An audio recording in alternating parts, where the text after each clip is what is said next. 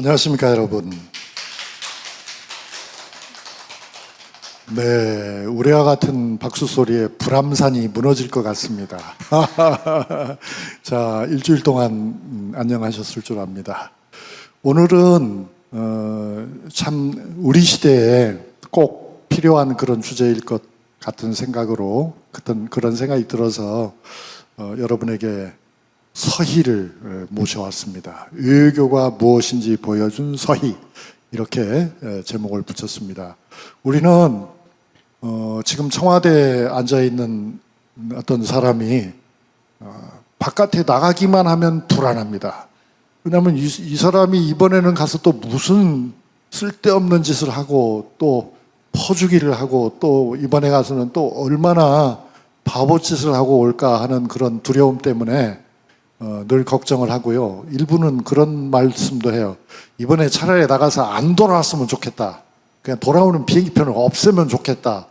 그런데 꼭 돌아온단 말이죠. 아주 참 골치 아픈 인간인데 그 외교를 정말 모르는 것 같습니다. 그러니까 우리가 보통 우리 역사에서 가장 탁월한 외교가를 손꼽으라 하면 이제 첫 손가락에 꼽히는 인물이 바로 서희죠. 그럼 서희는 도대체 무엇을 얼마나 잘했을까요? 하는 생각을 우리가 하게 되고요. 그 서희에게서 또 배울 점은 뭘까? 그냥 말만 잘하면 외교가 되는 건가? 뭐 입술에 기름칠이라도 해야 되는 건가? 그런 생각을 좀 뭐 웃자고 하는 말일 수도 있습니다만 그런 생각을 하게도 되는데 서희가 정말 말만 잘했을까요? 말로 뭘 하는 것이 외교일까요? 그런 질문과 함께 오늘 이 강의를 시작합니다. 자, 서희하면 보통 우리가 교과서적으로 말씀드려서 흔히 하는 얘기가 그 말로 세치혀로 강동육주를 얻었잖아. 그런 말을 합니다. 강동육주란 무엇인가요? 강은 압록강을 말하죠.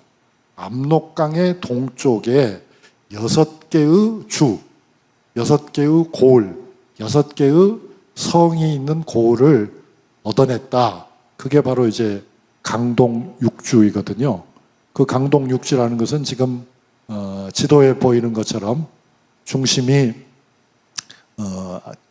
뭡니까?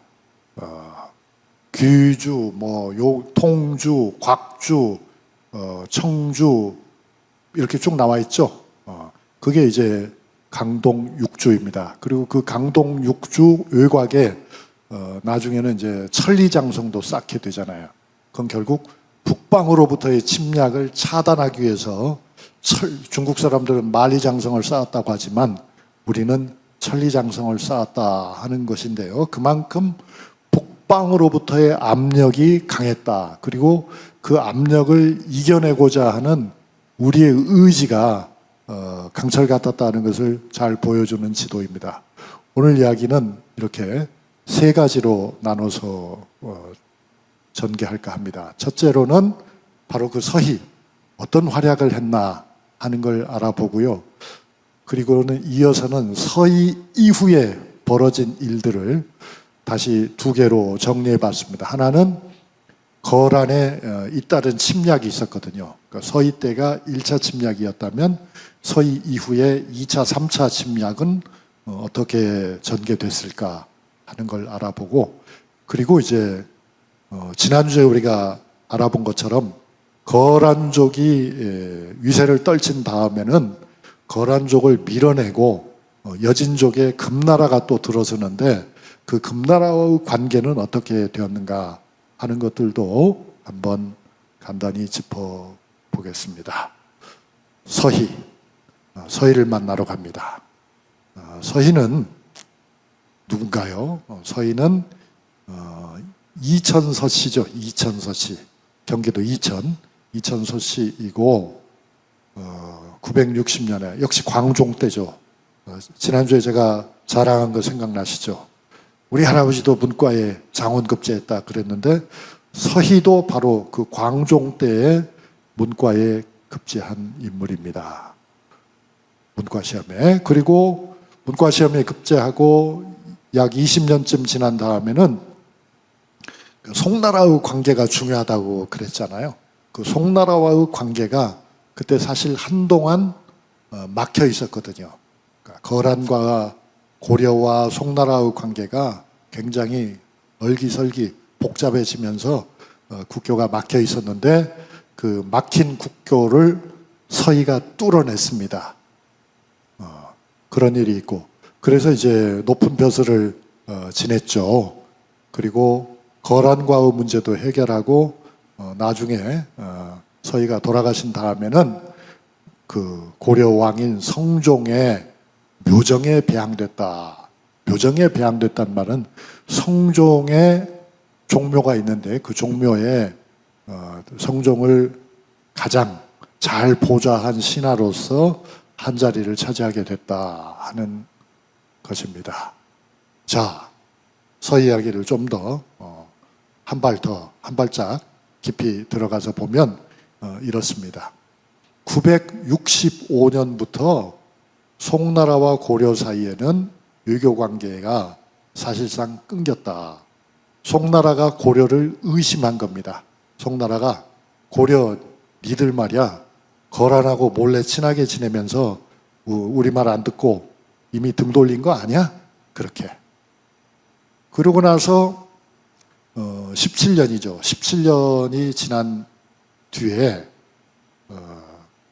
서희가 송나라와의 관계, 송나라와 고려의 관계를 회복하기 위해서 송나라의 사신으로 파견이 되는데요. 그러니까 그때 이제 사신을 선정하는 과정도 고려에서는 그야말로 제1급 인물을 보내게 되는 거죠. 왜냐하면 막힌 관계를 뚫러 가니까 임기응변에 능하고 그리고 뭐랄까 적절하게 의교적인 조치를 현장에서 취할 수 있는 그런 두뇌를 가진 인물을 보내는 거죠. 그게 서희예요. 서희가 갔을 적에 그때가 이제 송나라 태조 때인데 송나라 태조 조광유는 중국 역사에 등장하는 아주 호걸이잖아요. 큰 인물인데 아주 냉대를 합니다. 냉대를 하는데 서희가 몇 마디를 하니까 송태조가 마음이 풀려요. 마음이 풀려. 그때 뭐라고 해명을 하냐면 우리 고려가 배신을 한 것이 아니고 우리와 송나라와 거란 사이에 여진족이 끼어 있다. 이 여진족이 거란과 힘을 합쳐가지고 우리가 사신이 갈 수 있는 길을 막고 있기 때문에 못 온 것이지 절대로 다른 생각이 있어서 그런 건 아니다 하고 설명을 잘해요. 그래서 이제 송태조가 그 진정성을 인정하고 고려와의 관계를 회복하면서 서희에게 송나라의 그러니까 검교병부상서, 검교라고 하는 말은 고려에서도 쓰고 뭐 다른 왕조에서도 씁니다만 일종의 명예직입니다. 명예 송나라 국방부 장관 자리를 서희에게 줬다. 그 말은 어떻게 여러분 해석이 됩니까? 송나라 태조가 처음에는 굉장히 싫어한 것처럼 했지만 서희에게 완전히 설득이 돼가지고 서희를 너는 우리 사람이야. 진짜 마음에 들어. 이렇게 표시한 거잖아요. 명예 국방부 장관, 명예 송나라 국방부 장관 자리를 줄 정도니까 서희는 굉장히 성공적으로 자신의 임무를 수행했다고 보겠죠. 그럼 어떻게 이런 일이 가능했을까? 이게 뭐 거짓말을 잘해서 되는 게 아니잖아요. 이거는 제가 빨간색으로 이렇게 줄을 그었습니다만, 빨간색으로 썼습니다만, 서희는 이미 국제 정세에 대해서 아주 통달했다. 그러니까 각 나라의 복잡한 관계를 정확하게 이해하고 거기서 실제로 중요한 일이 무엇인가를 확실하게 설명할 수 있었기 때문에 송나라 태조가 깊은 감명을 받았다. 그래서 막혔던 길이 터졌다. 이렇게 우리가 해석해야 맞다고 봅니다. 그러니까 그만큼 서희하면 보통 우리는 거란과의 관계만 주목하지만 실제 서희는 거란과의 관계를 뚫었을 뿐만 아니라 그 이전에 이미 송나라와도 상당히 어려운 경색 국면이 있었는데 그거를 풀어냈다 하는 것도 우리가 알아야 되겠습니다. 송나라 태조 조광유는 본래 가난한 군인의 아들이었어요. 가난한 군인의 아들이었으니까 그렇게 뭐 집안이 으짜짜하거나 그런 사람이 아니었죠. 그런데 이제 기회를 잡는 거예요. 기회를 잡아서 후주의 태자 시영의 오른팔이 되었습니다. 그러다가 그 후주라고 하는 나라는 광종 때 과거제도를 시행하게 되는데 배경이 되었던 인물이 쌍기라는 귀화인이잖아요. 후주에서부터 고려로 넘어온 인물인데 바로 그 나라가 후주입니다. 한족의 나라죠. 그 후주의 태자의 오른팔이었는데 후주를 무너뜨리고 왕이 되는 거예요. 그러니까 말하자면 쿠데타에 성공한 그런 조광윤인 거예요. 하급 군인의 아들로 태어나서 그 후주에서 굉장히 중요한 군인으로 출세를 했다가 나라를 완전히 차지한 그런 인물이니까 말하자면 우리나라로 치면 누구와 같은 인물인 것 같아요. 우리나라 역사 속에서 보면 이성계와 같은 인물이다. 그러니까 이성계는 조광윤보다는 출발점이 훨씬 좋았지만 어쨌든 큰 틀에서 보면 그런 쿠데타에 성공한 그런 인물이었어요. 그게 바로 조광윤인데 그렇게 송나라와의 관계를 회복하고 나니까 이제 거란이 본격적으로 고려를 어떻게 해요? 못 살게 구는 거죠. 못 살게 구는 거예요. 송나라와 관계 끊어라 이제 이렇게 나오는 거예요. 여기서 우리가 생각해 볼 점이 바로 뭐냐면 중국과 오늘날의 입장에서 보면 중국과 미국의 관계가 긴장 상태에 들어가니까 미국에서 우리한테 중국과의 관계를 끊어라 그렇게 나오는 거잖아요. 또 일본과 관계를 강화해라. 그런데 윤석열 씨가 하는 건 뭐예요? 예, 형님 알았습니다. 예, 작은 형님 알았습니다. 문재인이 그 자식이 관계를 다 망가뜨렸는데 제가 형님 말이라면 다 듣겠습니다. 아니 뭐 형님에게 불편함이 있다면은 육사에 설치된 그 뭐 형님 나라하고 싸웠던 그런 독립군 뭐 장수들 홍범도 같이 뭐 김좌진과 함께 일본의 정규군 대대규모 병력을 완전히 싸그리 소탕한 그런 독립군의 훌륭한 장군의 동상 같은 거 우리가 다 없애버리겠습니다. 불편하시다면 제가 다 해버립니다. 그리고 형님이 좋아하신다면은 그 뭐 백선엽이처럼 저도 백입니다. 백선엽이처럼 친일파여 가지고 형님들 마음 잘 들고 또 미국 말도 잘 들어가지고 한 자리 크게 해먹은 이런 장군의 동상을 거기다 크게 세우겠습니다. 이런 식으로 하잖아요. 그건 뭐냐면 그거는 졸개의 정치, 졸개의 정치. 국내적으로 보면 이재명 대표처럼 또 조국 전 장관처럼 실제 아무 죄가 없죠. 수백 번을 압수수색해도 뭐 이렇다 할 건덕지가 한 개도 안 나오는 거예요. 만약에 윤석열이가 그 검사인지 뭔지 이런 것들을 시켜가지고 저 같은 평범한 시민을 압수수색을 하면은 400번을 아니라 4번만 압수수색을 해도 뭔가 건수가 나올 것 같아요. 제 생각으로는. 그런데 조국이나 뭐 추미애나 이재명 같은 분들은 정말 어떻게 살았길래 아무리 털어도 먼지가 안 나는 거예요. 고작 표창장 하나로 사람을 죽이고 이럴 수가 없는 거죠. 그러니까 이런 거는 국내 정치는 그렇게 아주 더티하게 아주 더럽게 하면서 밖에 나가면은 아 형님 그래서 막 무조건 시키기도 전에 알아서 발발 기는 그러려면은 여성가족부를 폐쇄하는 여성가족부 장관을 만들고 뭐 그런 게 아니고 외교부도 필요 없어요. 외교부도 폐쇄하고 통일부도 폐쇄하고 차라리 다 그러죠. 아니 그러한 인간이니까 감히 국방부로 대통령이 되자마자 그가 한 일이 뭐예요? 국방부를 점령한 것이 그가 한 일이잖아요. 국방부인지 국뽕부인지 모르겠지만 아무튼 그러한 외교 참사, 그러한 국방 참사, 그러한 역사 참사가 계속 벌어지고 있는 거에 비해서 말씀이 좀 길어졌나요? 왜 제가 이런 말씀을 드리냐면 그것과는 너무나 대조적인 인물이 서희였기 때문에 제가 그런 말씀을 드리고요. 서희의 시대에도 지금의 윤석열 정권과 비슷한 유형의 인간들이 꽤 있었어요. 그건 이제 그 얘기 좀 천천히 할게요. 어쨌든 993년이면은 성종 12년인데 송나라와 고려의 관계가 복구가 되니까 거란족이 쳐들어온 거예요. 거란족이 쳐들어와 가지고 그때 이제 나라에서는 뭐 발발 떨고 야단이 났죠.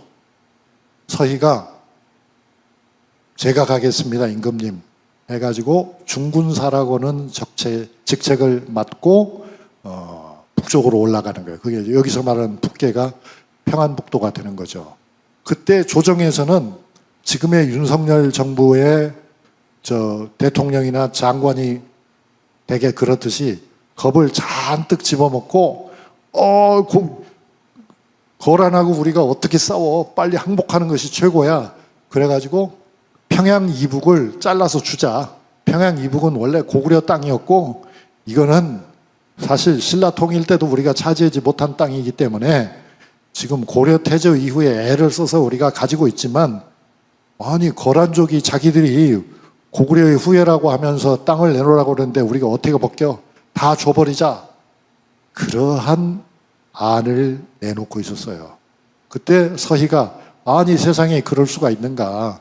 우리가 지금까지 국방력을 키워오고 우리가 지금까지 군비를 비축해서 평양성에도 쌀이 잔뜩 있는데 세상에 그런 쌍을 대동강에 내던지고 땅을 주다니 그러면 평양을 줬다가 그 다음날 서울 개경을 내놓으라면 어떡할 것인가. 절대로 안 된다 해서 서희가 성종임금의 편지를 가지고 거란군의 사령관인 소손영을 만나서 담판을 하는 거예요. 정말 이게 어마어마한 일이죠. 이 거란군이 고려로 들어오는 길을 보면은 그러니까는 이제 1차 침략이라고 표현된 거는 바로 서희 때 일이고요.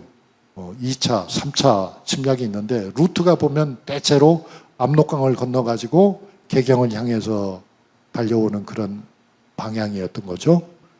그런데 소손영이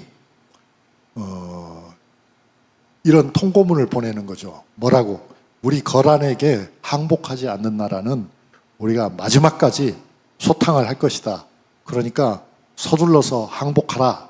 이렇게 이야기를 하고 더 이상 남쪽으로 내려오지 않으면서 북쪽에 머무르고 있는 거예요. 그거를 서희는 어떻게 봤냐면은 저 사람이 말로는 저렇게 협박을 하고 있지만 더 이상 남하를 하지 않고 머물러 있는 것으로 볼 적에 이게 속셈이 따로 있는 것 같다. 그래서 이거는 항복하라고 하는 공문을 보내고 있으면서 협상을 하자고 기다리고 있는 것으로 판단을 해요. 그런데 대부분의 신하들은 어떻게 봤어요? 아이고 큰일 났다. 이제 저거 오면은 우린 다 망하니까 아예 땅을 잘라서 주는 것이 좋겠다. 엎드려서 싹싹 비는 것 외에는 방법이 없다. 이렇게 보는 거죠. 그건 오늘의 입장에서도 그래요. 미국이나 일본이 한국과의 관계를 강화하자고 하면서 중국이나 러시아와의 관계를 단절적으로 몰고 가는 것을 윤석열 정권은 이크 큰일 났다. 이제 큰형님, 작은 형님 말 안 들으면은 우린 국물도 없다. 죽는 거야, 죽는 거. 그러니까 빨리 엎드려가지고 싹싹 빌자.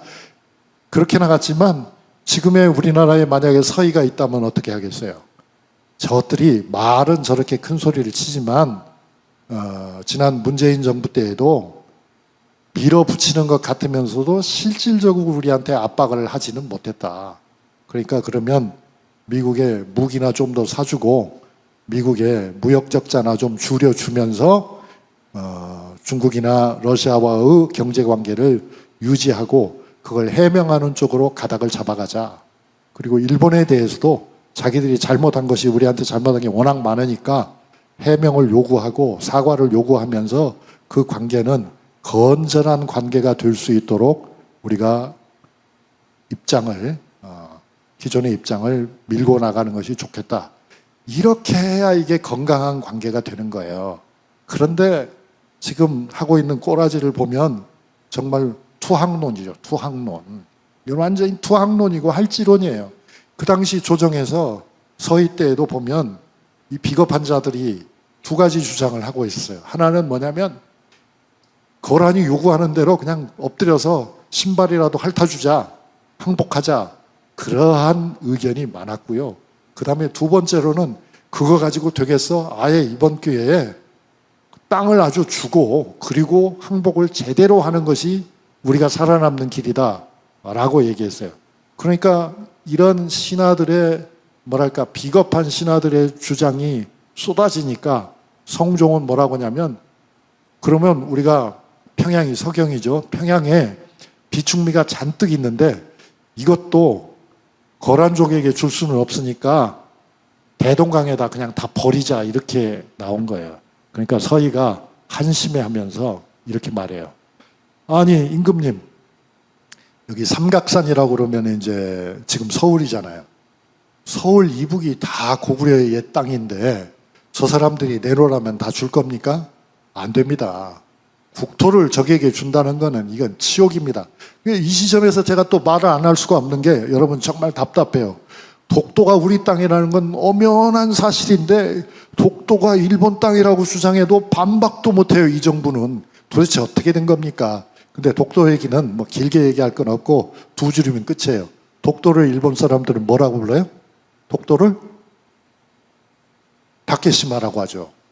그러면 일본의 역사를 한번 보세요. 일본에서 다케시마라고 하면 어디를 다케시마라고 했어요? 울릉도를 다케시마라고 한 겁니다. 그러면 독도는 일본 사람들은 본래 뭐라고 불렀어요? 마스시마라고 했어요. 즉 송도라고 불렀어요. 그런데 언제부턴가 일본 사람들은 마스시마라는 말을 쓰지 않고 다케시마라는 말을 쓰고 있어요. 즉 무슨 말을 하고 있는 거예요? 울릉도가 자기네 거라고 지금 주장을 하고 있는 거예요. 이거는 진짜 언어 도단입니다. 말도 안 돼요. 그런데 이 정부는 꼼짝을 못하고 있어요. 도대체 왜 그런 거예요?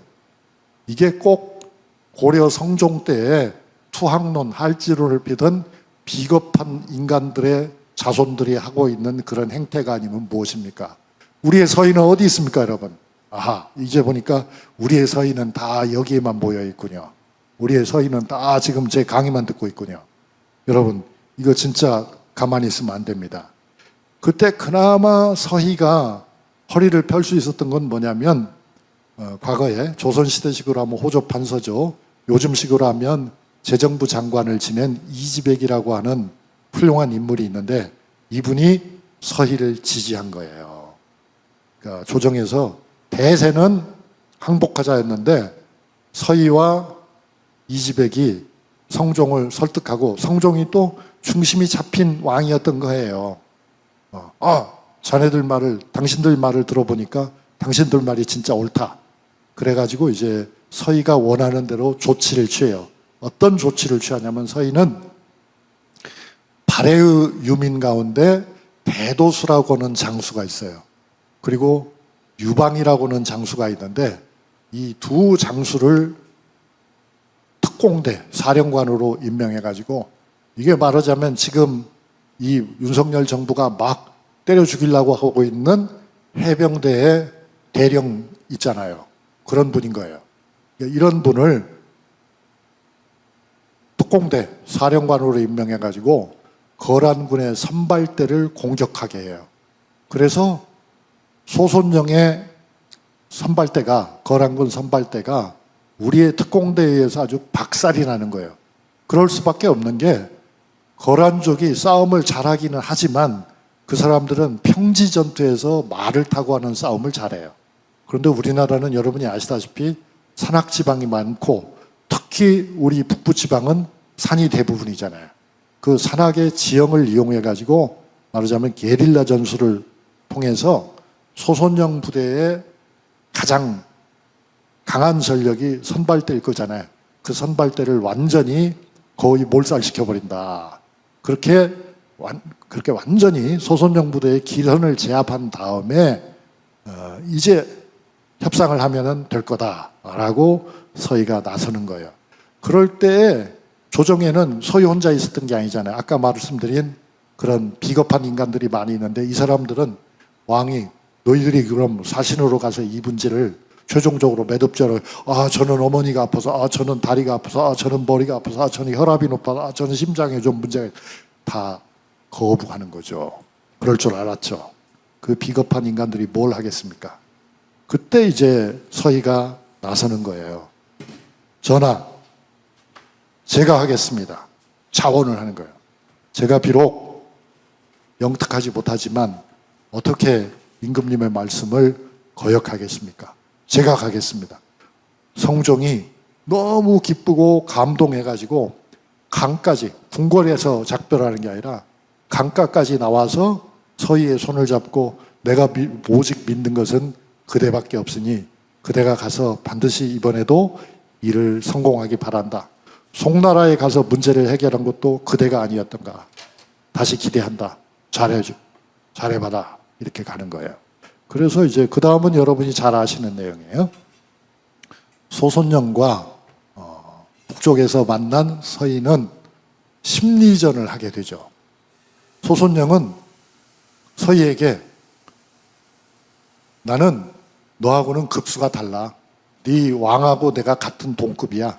그러니까 너는 뜰악에다가 돗자리 펴놓고 거기서 나한테 절해. 그러니까 서희가 뭐라 그래요? 네가 대신이면 나도 대신이야. 동급이야. 어떻게 이럴 수가 있는가 하고는 안 나와요. 막사에 들어가가지고 며칠이 돼도 안 나와요. 그러면서 서희가 판단을 해요. 내가 이렇게 해도 저 녀석이 다른 조치를 취하지 못하는 걸 보니 분명히 이거는 송나라로 쳐들어가기 위해서 그동안에 고려가 송나라에 무력 지원을 하지 않기를 약속받으려고 온 것이지 다른 목적이 있는 건 아니다. 이렇게 속셈을 읽어요. 그러니까 지금 윤석열 씨도 그렇고 윤석열 씨 밑에 있는 장관들도 이 강의를 꼭 좀 들었으면 좋겠어요. 상대방과 어떤 거래를 하려면, 외교를 하려면은 상대방의 진정한 속셈이 뭔지를 정확하게 판단을 해요. 그리고 해야지 그냥 무조건 겁을 내가지고 우리가 이만큼 잘해주면 쟤들도 알아서 잘해줄 거야 하는 그런 너절한 생각을 해서는 안 되는 겁니다. 소손영이 결국 기다려도 서희가 안 나오니까 자기가 사실은 굴복을 하는 거예요. 좋다. 너도 대신이고 나도 대신이라는 네 말이 맞다. 그러니 뜰악에서 절하라고 온 건 내가 잘못한 거고 우리 만나서 좀 허심탄회하게 얘기 좀 해보자. 이렇게 나왔습니다. 그때 소손영이 뭐라고 하냐면 우리가 고구려의 후계자야. 고구려 땅은 우리 거야. 근데 왜 고구려 땅을 너희가 차지하고 그래? 이렇게 나와요. 그러니까 여기서 우리는 한 가지 중요한 사실을 다시 확인하게 되죠. 제가 옛날 강의에서 그런 말을 했어요. 고구려라고 하는 나라는 사실상 다종족 국가다. 우리 코리안, 우리 고려 사람, 우리 한국 사람이 그 중심이지만 한국 사람만의 국가가 아니에요. 고구려는 여진족도 거기에 속해 있었고 발해 사람들, 즉 말갈족도 속해 있었지만 거란족은 치탄이거든요. 그란이라고도 하고 서양 사람들은 치탄이라고 불러요. 그 거란 사람들도 고구려에 속했던 거예요. 그러니까 그 거란 사람들도 우리도 고구려를 계승했어라고 생각을 하고 있는 거예요. 그래서 고구려 땅을 내놓으라는 거거든요. 그때 우리가 서희가 뭐라고 그래요? 네 말도 일리가 있지만 내 말 좀 들어봐. 우리야말로 고구려의 후예지. 우리나라 이름이 뭐냐? 고려 아니냐? 고구려가 고려 아니야. 너도 그 정도는 알잖아. 그런데 어디 와서 감히 땅을 내놓으라는 거야. 평양은 우리한테는 서경이야. 우리나라의 도읍이야. 사실 따지고 보면 너희 나라 수도인 동경이라고 하는 것도 본래는 고구려 땅 아니냐. 그러니까 적반하장도 유분수지. 어찌 고구려 옛 땅이 우리 땅이라는 말을 네가 하느냐. 그 정확하게 말하면 우리 땅이지. 그렇게 얘기를 하니까 소손영이 할 말이 없어진 거예요. 그러나 사실 이렇게 이 말이 중요한 게 아니고 여기 보면 이제 고구려 전성기의 영토가 나오잖아요. 그 안에 거란의 동경도 포함이 되어 있는 거죠. 그러니까 만약에 서희에게 역사적 지식이 부족했더라면 어떻겠어요? 대꾸도 제대로 못했겠죠. 대꾸도 제대로 못했겠죠. 그러니까 역사적 지식이라는 게 꼭 필요한 거예요. 그런데 지금 또 이 얘기를 안 할 수가 없는 것이 이 윤석열 정권, 무지몽매한 윤석열 정권은 윤석열 씨 내가 전부터 알아봤어요. 뭐라고 했냐면 대통령 후보할 때부터 뭐라고 하냐면 무슨 대학의 사학과가 필요하냐, 무슨 대학의 교양이 필요하냐, 고등학교까지 배웠으면 충분하지, 그런 걸 뭐하러 학생들에게 가르치냐, 그런 건 그냥 사이버로 하면 되지, 그런 얘기 했어요. 그 사람 그때부터 내가 알아봤어요. 저렇게 머릿속에 들어있는 것이 없으니까 앞으로 정말 큰일이다 했는데 진짜 큰일이에요. 한번 생각해 보세요. 광화문에 세종대왕상이 있고 광화문에 이순신 장군상인데 그것도 없을래. 이런 천하의 죽일 놈들이 있어요. 죄송합니다. 여러분들한테 제가 이런 험한 말을 해서. 근데 한번 생각해 보세요. 아니 이 사람들은 우리나라가 대한민국이니까 조선시대의 사람들은 우리나라 사람이 아니라는 거예요. 세상에 이런 바보 천치들이 어디 있습니까? 대한민국이 어떻게 갑자기 땅에서 솟아났어요? 하늘에서 떨어졌어요. 유구한 역사와 전통을 자랑하는 대한민국인 거죠. 그러니까 당연히 조선 사람, 당연히 고려 사람, 당연히 신라 사람이 다 우리 조상이고 우리인 거죠. 이 사람들 식으로 하면 이제 퇴계로도 없어져야 되고 을지로도 없어져야 되고 다 없어져야 되는 거예요. 그리고 그 대신에 이제 저도 백입니다. 다시 말하자면 백선엽로도 나오고 박정희로도 나오고 이회창로도 나오고 그걸로 다 땜질해야 된다는, 세상에 이런 천박한 인간들이 어디 있습니까? 그렇게 따지기로 하면은 프랑스 사람들은 개선문부터 때려 부숴야 돼요. 그리고 이탈리아 사람들은 로마의 모든 걸 다 지워버려야 돼요. 수도의 한 복판에 2000년 전의 유적이 왜 필요합니까? 거기 아파트 지어야지. 이런 천박한 생각을 가진 사람들이 나라를 운영한다고 하고 있으니 정말 잠을 못 잘 지경이죠. 자, 어쨌든 소손영으로 되돌아가면 소손영이 이제 솔직하게 까놓고 얘기를 하는 거예요. 뭐라고? 내가 이번에 온 거는 니들 고려가 송나라를 너무 가깝게 하기 때문이야. 그래서 응징을 하러 온 거니까 니네 땅을 잘라가지고 우리한테 바치고 잘못했다고 빌어. 그러면은 거란과의 관계가 정상화될 수 있을 거다. 그렇게 얘기를 해요. 그래서 서희가 그 말을 듣고 하하, 이 사람이 지금 하는 얘기를 들어보니까 거란이 송나라로 쳐들어가려고 하는 것이 분명하구나. 그래서 이제 사전 정지 작업을 하러 여기 온 것이 분명하구나. 고려가 송나라를 무력으로 원조하지 못한다는, 안 하겠다는 그 약속을 받으러 온 것이 이 사람의 속셈이구나. 그렇게 이제 이해를 하고 이렇게 말을 하는 거예요. 좋아. 그러면 우리가 너희에게 친하게 지내자라고 얘기할 테니까 조건이 있어. 조건은 뭐냐? 압록강 주변이 다 우리 땅 아니냐 본래. 그런데 지금 여진족이 차지하고 있으니까 너희가 여기까지 대군을 몰고 왔으니 여진족을 좀 밀어내라. 그러면 그 땅에다가 우리가 성도 쌓고 군사 진지로 만들면 교통로가 확보가 될 거다. 그런 다음에 거란 너희하고 고려의 관계를 정상화하면 너도 목적이 이루어지고 나도 목적이 이루어지는 거 아니냐. 그렇게 얘기를 해요. 그래가지고 이 거란에서는 좋다. 고려가 우리하고 친하게 지내질 뜻을 분명하게 밝혔기 때문에 더 이상 침략은 할 필요가 없다. 돌아가자. 그리고 압록강 동쪽에 약 300리 땅을 고려에게 고려가 확보하도록 우리가 좀 도와줘야 되겠다. 그러면은 양국 관계가 훨씬 편해질 거구나 라고 하는 거예요. 그래서 강동 6주를 만들게 돼요. 귀주, 곽주, 통주, 철주, 용주, 흥화진이죠. 이때의 서희의 속셈은 뭐냐면 결국 이 거란족 이놈들이 앞으로도 고려를 못 살게 굴면서 군대를 보낼 텐데 그 군대가 들어올 루트가 바로 이 강동 6주를 거치지 않으면 안 돼. 그러니까 여기다가 우리가 이 기회에 군사기지를 만들어 놓으면 저 사람들이 이 다음에 쳐들어올 적에 방어하기가 쉬울 거야. 즉 거란을 막을 기지를 거란의 힘을 빌려서 만드는 것이 서희의 진짜 목적이었고 그 목적을 서희는 달성합니다. 그러니까 우리가 외교적인 관계에서 어떤 양보를 할 때도 있죠. 당연히 주고받는 거니까요. 그러니까 준다는 것은 받는 게 있어야 주는 거죠. 다시 물어보건대 윤석열 씨는 미국에 무엇을 받고 이렇게 양보를 하는 겁니까? 윤석열 씨는 도대체 일본에 무엇을 받고 이렇게 양보를 하는 것입니까? 일본 사람들이 태평양을 몽땅 망가뜨릴 핵 폐수를 쏟아붓는데 왜 대한민국의 국가적 예산을 동원해가지고 그것을 홍보하는 데 사용합니까? 도대체 답답하기가 짝이 없습니다. 서희는 강동 6주를 회복하고요.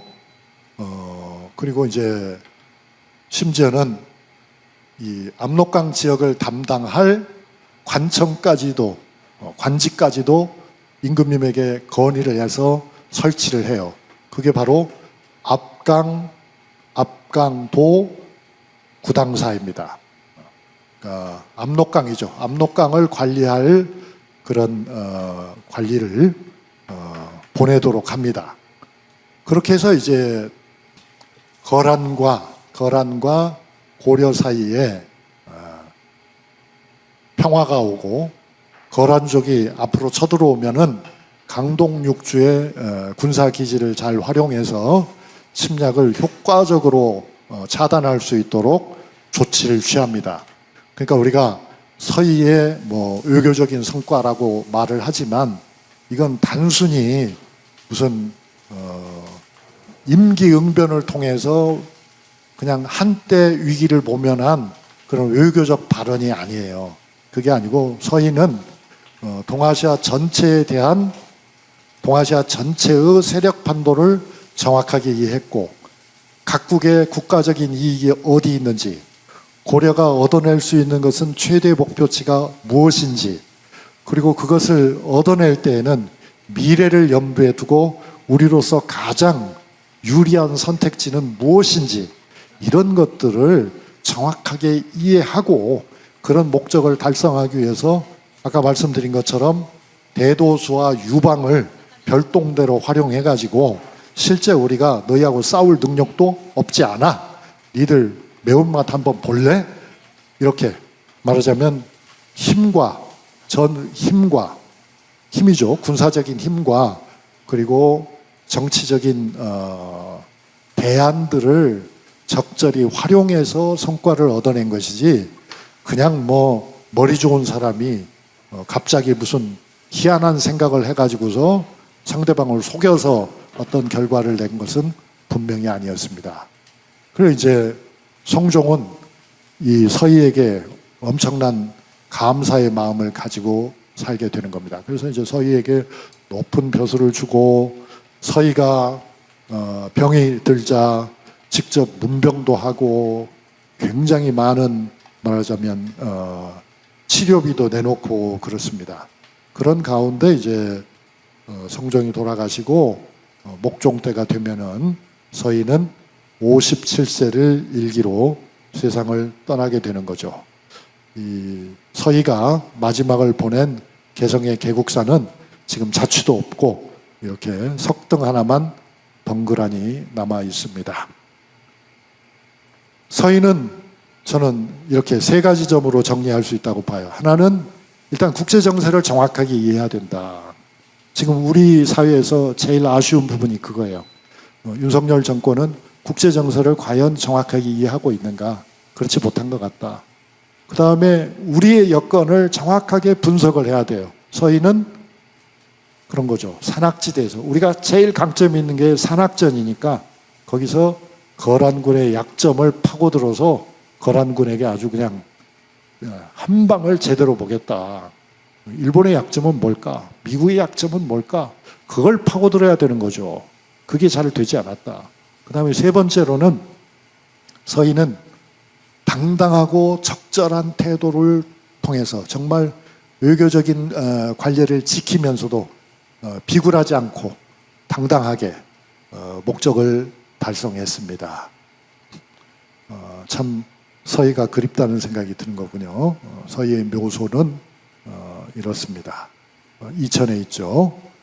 그런데 그 서희가 세상을 뜨고 나서 그 성종이 돌아가시고 나서 문제가 생기는 거예요. 거란의 침략이 일어납니다. 다시 1010년이죠. 침략의 구실은 우리나라 고려의 내정을 간섭하는 거였어요. 우리 안에서 어떤 그 쿠데타가 일어났잖아요. 그럴 때에 쳐들어옵니다. 하지만 그때도 조정에 사람이 없진 않았어요. 양규라고 하는 훌륭한 신하가 있어서 일단 우리가 개경까지 함락이 되었고 항복을 했지만 그대로 순순히 머리를 조아리지는 않고 돌아가는 거란군에게 뒤통수를 제대로 때렸습니다. 이게 사실은 우리의 특기예요. 우리는 우리보다 훨씬 강한 나라를 상대로들 해왔기 때문에 궁지에 몰리면은 거짓 항복을 하고 마음 놓고 돌아가는 적을 뒤통수를 강하게 쳐서 게릴라전으로 강하게 쳐서 다시 쳐들어올 생각을 쉽게 하지 못하도록 그렇게 쓴맛을 보여주는 거죠. 쓴맛을. 그러고 난 다음에 얼마 안 있어서 이제 거란군이 3차 침입을 하게 됩니다. 그건 이제 1018년인데요. 소배합이 내려옵니다. 아까는 누구였죠? 소손영이었죠. 소손영과 소배합은 형제간입니다. 그래서 이 사람이 이제 다시 10만 대군을 끌고 오는데 그때도 처음에 그거를 맞받아서 칠 수는 없었어요. 그러나 기회를 봐가지고 강감찬의 유명한 귀주 대첩이 일어나는 거죠. 역시 귀주 대첩이 어떤 거인지 여러분 대강 알고 계시죠? 어떤 거였습니까? 일단 상대가 10만 명이나 되고 아주 강병이었기 때문에 대비를 해놓고 난 다음에 개경까지 끌어들이고 개경을 제대로 방어를 해가지고 돌아가게 해요. 돌아가는데 집으로 편하게 돌아가지 못하도록 귀주 근처에서 완전히 강탈을 해가지고 10만 명이 왔지만 돌아간 사람은 수천 명밖에 없었어요. 그러니까 9만 명 이상이 귀주에서 몰살당해요. 그런 상태에서 고려가 거란하고 화해를 합니다. 이게 어떻게 된 겁니까? 침략을 받아서 상당한 피해가 난 것도 사실이지만은 돌아가는 적에게 결정타를 때려가지고 4차 침입은 없는 거죠. 4차 침입 없어요. 그렇게 보면 1차 침입 때는 서희가, 2차 침입 때는 양규가, 3차 침입 때는 강감찬이 결국 아주 잘 막아낸 셈이 되었습니다. 그래서 우리는 거란에게 영토를 빼앗기지도 않았고 거란에게 많은 조공을 바치지도 않았고 자존감을 지킬 수가 있었던 겁니다. 그게 바로 11세기 초까지의 우리의 상황이에요. 11세까지 우리의 상황은 객관적으로 보면은 저들을 우리가 직접 상대할 수 없는 그런 약자의 처지였지만 그러나 굴하지 않았다. 내부에 비겁한 사람들이 많이 있었지만 결국 그렇게 쉽게 무너지지 않고 상대에게 그야말로 한 방씩을 먹였다. 그런 거죠. 그런데 이제 상황이 바뀝니다. 여진족이 일어난 다음에는 이야기가 달라집니다. 그때는 이미 12세기가 되는데요. 그때는 윤관이라고 하는 또 탁월한 인물이 있었습니다. 윤관은 파평윤씨의 사실상 중시조이죠. 윤관인데 윤관이 윤씨가 나오니까 벌써 여러분 기분이 나빠지는 것 같아요. 하여튼 그 윤관이 이제 이런 훌륭한 자손, 이런 훌륭한 인물의 자손 중에도 아주 쓸모없는 인간이 나온다는 것이 참 역사의 비극인 건데요. 박평윤 씨. 그런데 박평윤 씨가 나쁜 게 아니라 그 중에도 문제가 있는 사람이 있는 거죠. 어쨌든 별무반을 이끌고서 함흥과 그 이북을 차지해서 결국 구성을 쌓았는데요. 윤관의 구성을 쌓았죠. 윤관의 구성을 쌓았는데 그러나 그 성을 고려는 지키지 못하고 여진에게 반환을 하는 사태가 일어납니다. 윤관의 구성이 어디 있었는지는 잘 모릅니다. 그래서 설이 여러 가지가 있어요. 어떤 사람은 두만강 일대에 있었다. 어떤 사람은 길주 이남에 있었다. 어떤 사람은 함흥 일대에 있었다 그러는데 제가 보기에는 함흥과 길주 사이에 있었던 것 같습니다. 왜냐하면은 앞에 설명에 보면은 그 함흥이 중심이 되고 있거든요. 격전지에. 그러니까 두만강까지는 아닐 거라고 봅니다. 그래서 이제 뭐 여러 가지 설이 있는데 어쨌든 그걸 제대로 지키질 못했어요. 이 금나라는 거란보다 훨씬 강력한 국가였던 것도 사실이에요. 그러니까 그때에 고려에서는 내부에 변화가 일어나는 거예요. 고려의 당시에 외척으로서 국가를 좌우하던 것이 이자겸을 비롯한 인주이시들인데 이 사람들이 정권 안보 차원에서 금나라에게 무조건 엎드리기로 결정을 하는 거예요. 그때쯤이면 고려 사회는 과거에 조금 전에 제가 설명한 서희 이후에 보는 그런 강건한 고려인의 정신이 사라지고 있었어요. 이게 어쩌보면 과거 제도를 쭉 시행하면서 송나라와 가까이 지내면서 문화적으로는 높아졌지만은 그런 기계가 사라진 것이 아닌가 하는 생각도 듭니다.